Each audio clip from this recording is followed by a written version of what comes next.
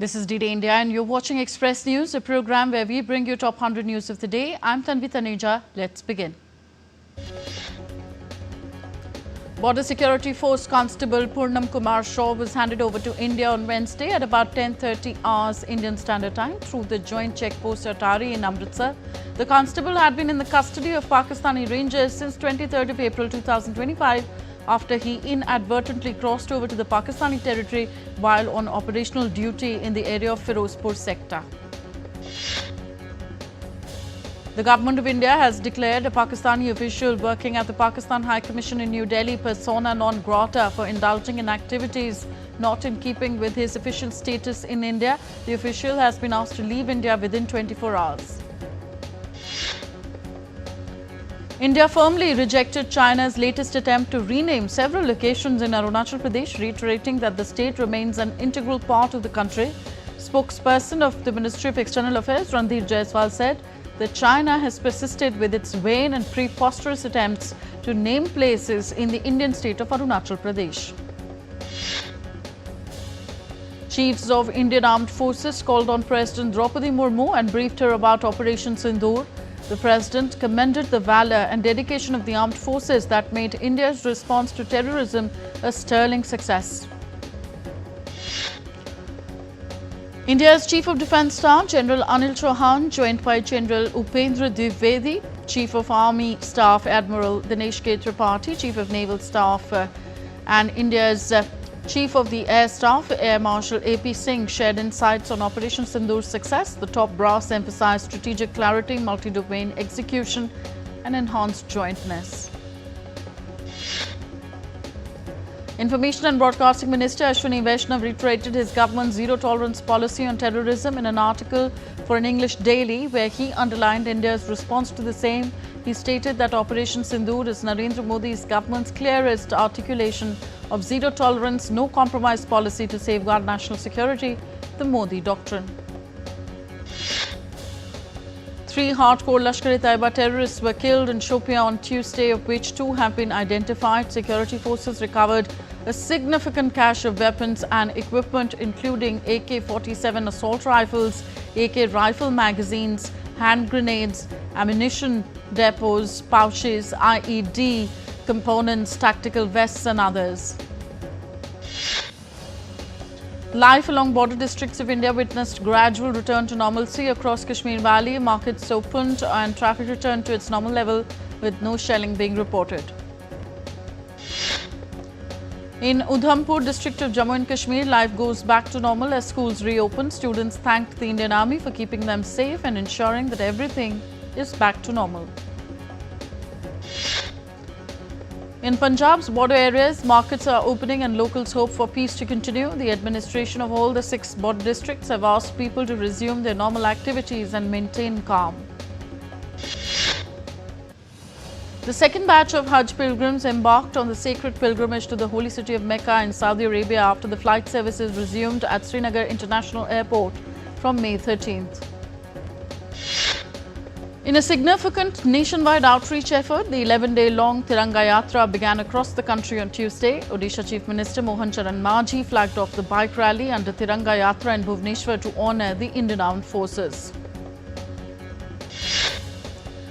In Uttarakhand, Chief Minister Pushkar Singh Dhami led the Tiranga Shaurya Samman Yatra in Dehradun on Wednesday morning.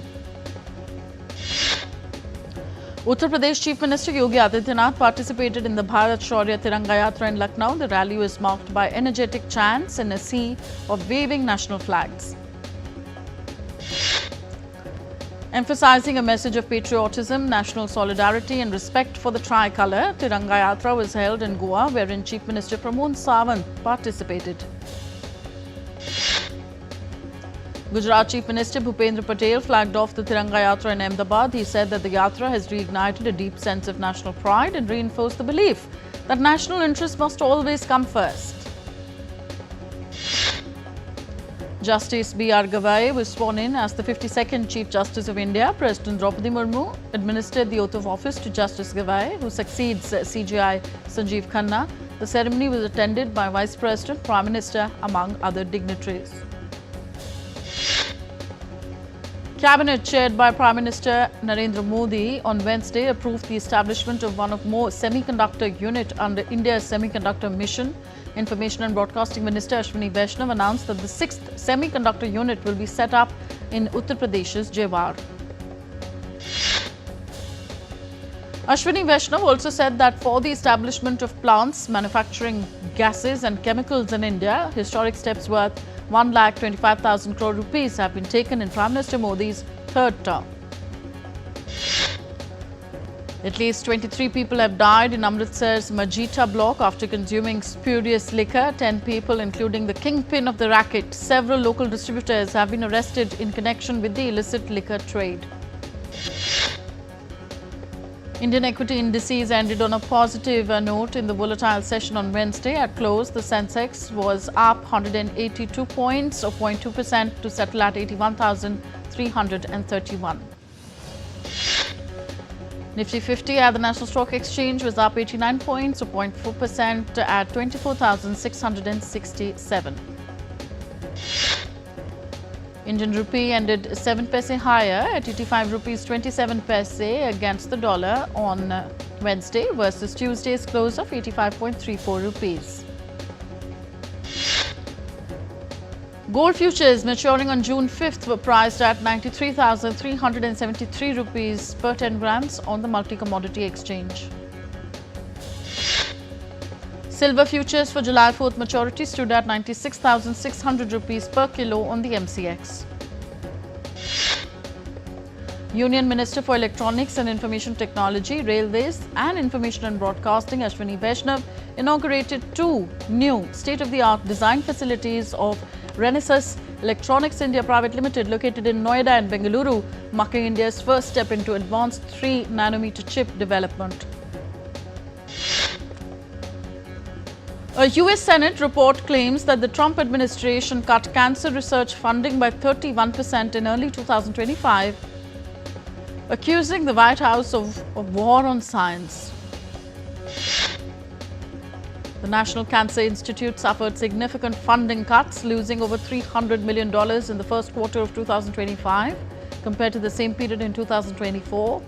This reduction pushed inflation-adjusted grant funding to its lowest level in over a decade. The port of Los Angeles experienced a slowdown due to the ongoing US-China trade war, with a predicted 35% drop in cargo from Asia.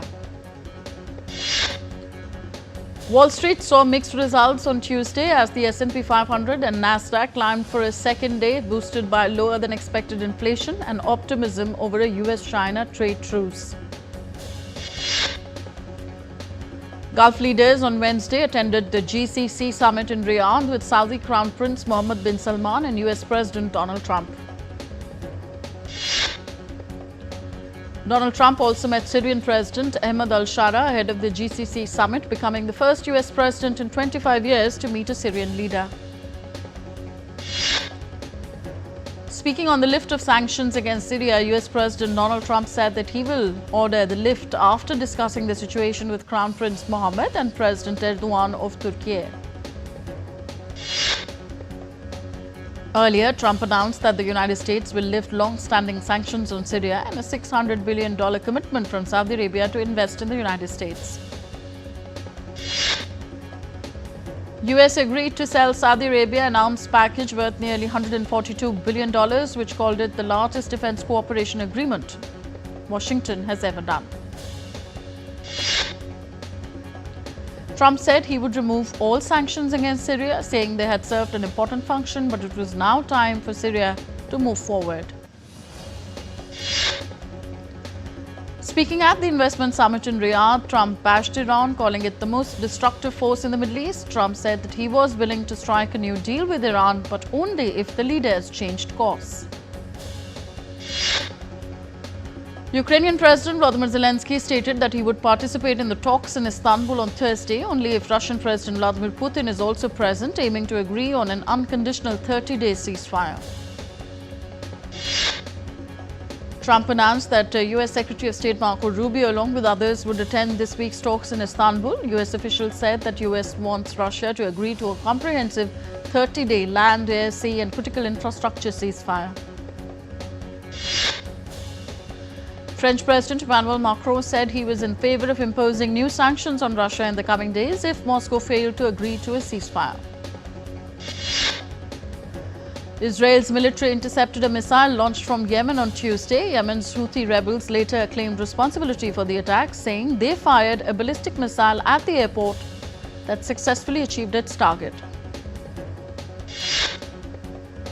Israeli Prime Minister Benjamin Netanyahu arrived at the Tel Aviv District Court on Wednesday to testify in his long-running corruption trial. He continuously denied any wrongdoing and pleaded not guilty.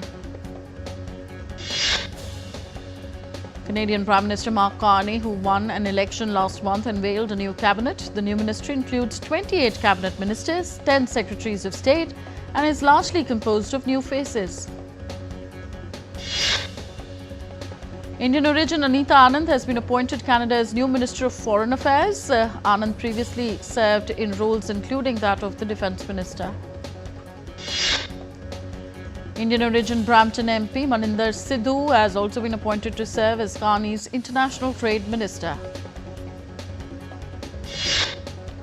Following the unveiling of the new cabinet, Carney outlined the government's top priorities, creating new economic and security relationships with the United States. Newly elected German Chancellor Friedrich Merz met with his new cabinet for its official meeting late Tuesday evening. The delayed meeting comes after Merz was elected Chancellor by Parliament in a second round of voting as his new alliance with the centre-left Social Democrats was dealt a surprise defeat in the first attempt. Peruvian Prime Minister Gustavo Adrianzen stepped down on Tuesday, a day before he was set to face a censure vote in Congress concerning escalating crime rates and the recent murder of a group of minors. Albanian Prime Minister Edi Rama's Socialist Party was declared the winner for the fourth term in the parliamentary elections, with Socialist Party getting 52% of the vote. Pakistan's High Commissioner to Bangladesh, Syed Ahmad Maroof, has unexpectedly taken leave, sparking widespread speculation in diplomatic circles and on social media, according to a prominent Bangladeshi newspaper. And we are heading for a short break. We'll be back with the Express News in just a bit. Stay tuned to DD India.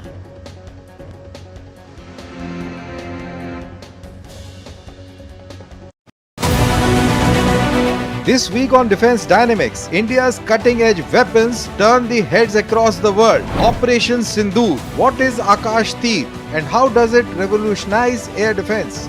Why the S-400 is India's sky shield and what keeps the decades-old L-70 gun in action?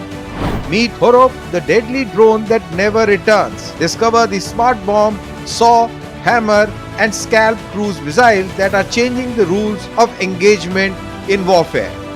And also the Su-30 MKI armed with BrahMos missile, the India's deadliest airborne strike force yet. Watch all this Wednesday at 8 p.m. IST only on DD India.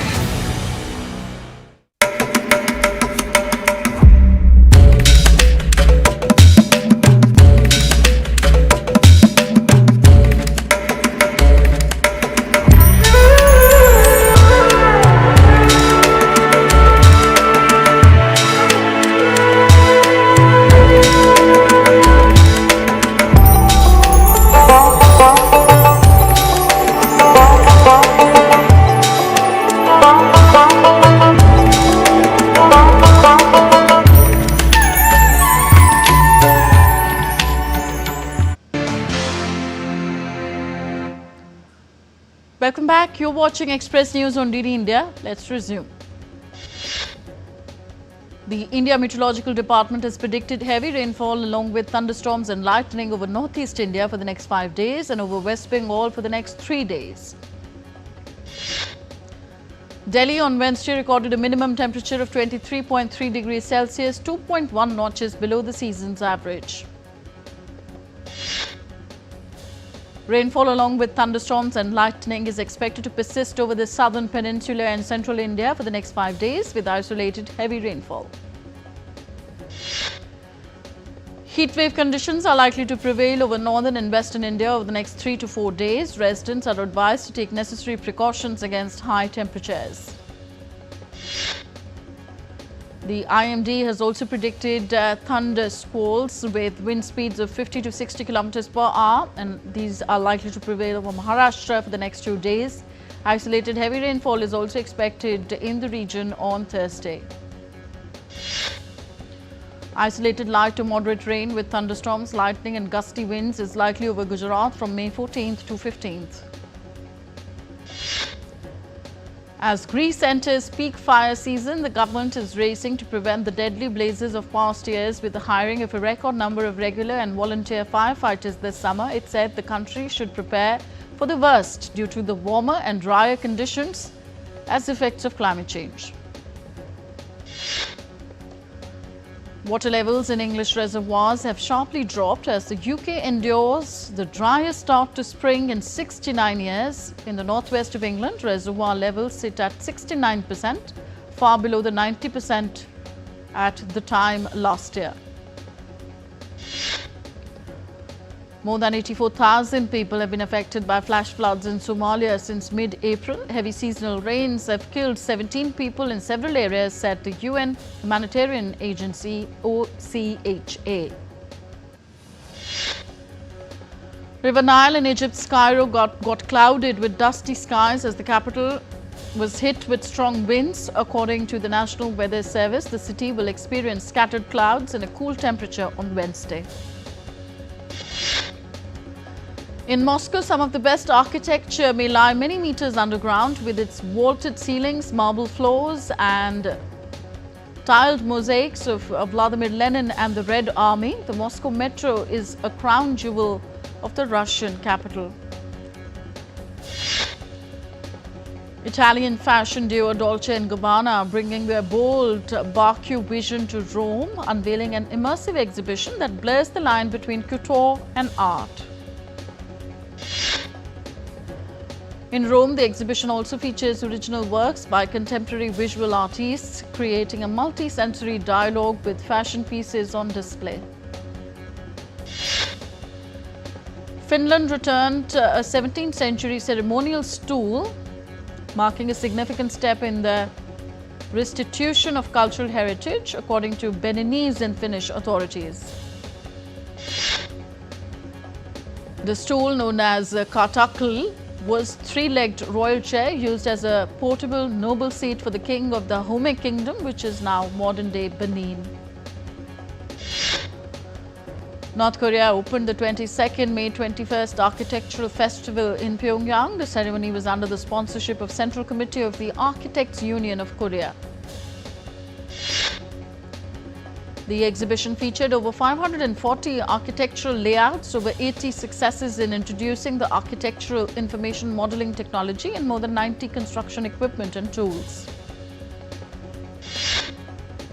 Favourite Sweden was aiming to sail to the Eurovision final, bolstered by supporters in the Basel arena who were overheated by their sauna-themed song.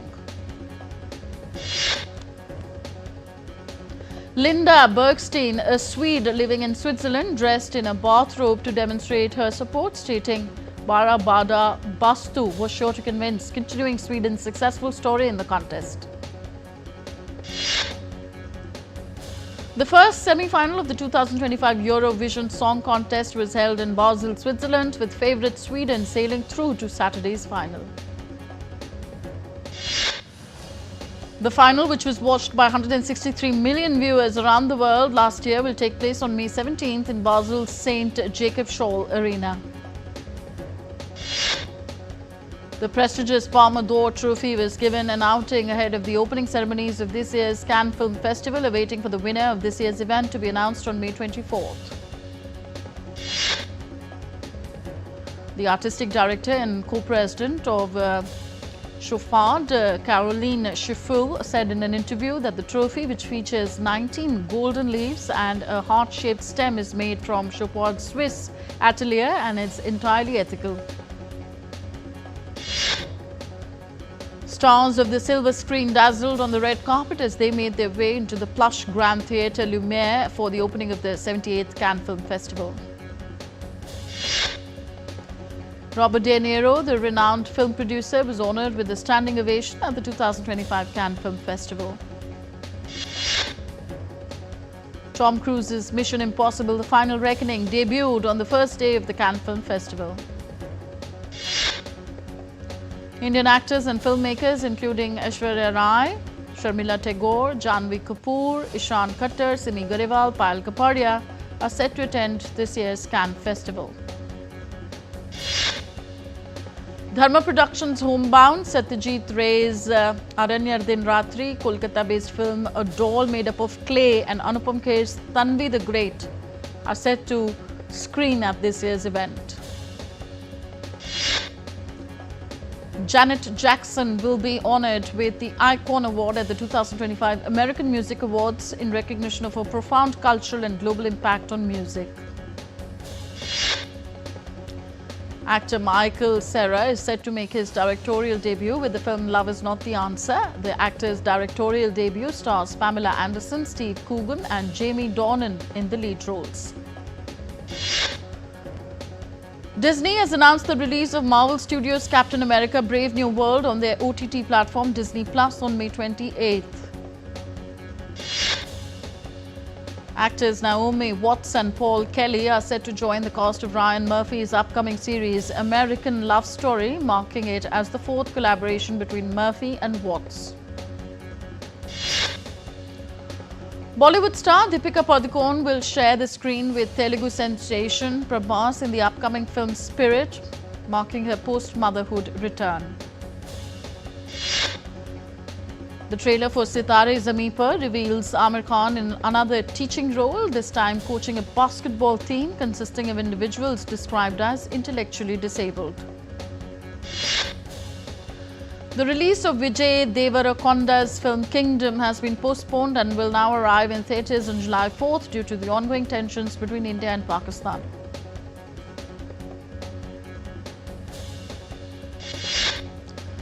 On to sports news now. The England and Wales Cricket Board announced squads for the upcoming white ball matches against West Indies, comprising 3 ODIs and 3 T20s. Jos Buttler, Jacob Bethel and Will Jacks appear set to miss the rearranged IPL 2025 playoffs after they were named in England's squad for a home ODI series against West Indies. India's top-order batter Smriti Mandhana has climbed back to world number 2 in the latest ICC Women's ODI batting rankings. Jay Rodriguez shot up to a career-best world number 15 rank. Rodriguez was India's second highest run scorer in the recently concluded tri-series in Sri Lanka. South Africa have announced their 15-member squad for the ICC World Test Championship 2025 final against Australia. Tony De Zorzi, Ryan Rickleton and Aidan Markram are among the top-order batters. Khelo India Youth Games 2025 is underway across multiple cities in Bihar and New Delhi. Maharashtra currently leads the medals tally, followed by Rajasthan and Haryana. The National Rifle Association of India has announced that the National Selection Trials 3 and 4 will be held from 24th to 30th of June at the Trishul shooting range in Maharana Pratap Sports College in Dehradun. Indian women's singles peddler Manika Batra fell to a 3-year low in the latest table tennis rankings. Nottingham Forest striker Tayu Avanoi is in an induced coma after undergoing surgery on a serious abdominal injury. One of the daughters of late soccer star Diego Armando Maradona, Giannina Maradona, said that all suspects are responsible for her father's death after testifying on court in Buenos Aires. Brazil's all-time leading soccer Marta has been recalled to the squad for the first time since last year's Olympic final for a pair of friendlies against Japan. Sunderland reached the Champions Playoff final after a last-minute goal by Dan Ballard, scored with a header in extra time to make it 1-1 on the night and 3-2 on aggregate against Coventry. Top-ranked Yannick Sinner passed a big test in his return from a 3-month doping ban, beating Francisco Cerundolo to reach the Italian Open quarterfinals. Grand Slam champion Novak Djokovic has parted ways with coach Andy Murray just weeks before the French Open. And Xander Schauffele will launch his PGA Championship title defence on Thursday at Quail Hollow Club alongside Masters champion Rory McIlroy and Scottie Scheffler. And that's it in this edition of Express News. Thank you for watching. Namaskar.